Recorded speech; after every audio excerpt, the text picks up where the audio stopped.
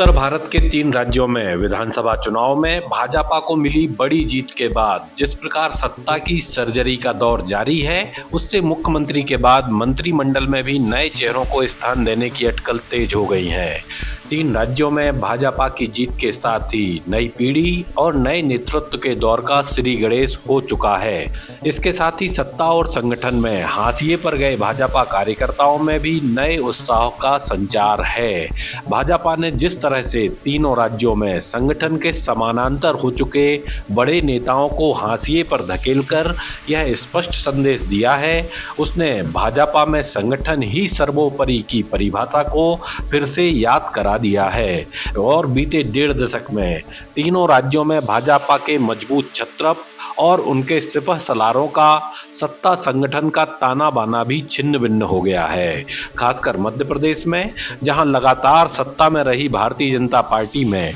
क्षेत्रीय मंत्री नेता इतने मजबूत हो गए थे कि बिना उनकी अनुशंसा के ना तो प्रशासनिक स्तर पर कोई नियुक्ति हो सकती थी और ना ही संगठन के स्तर पर। दोनों ही जगह खासम खास की नियुक्ति का चलन हो गया था और भाजपा का केंद्रीय नेतृत्व भी कई मसलों पर इनके सामने लाचार नजर आता था।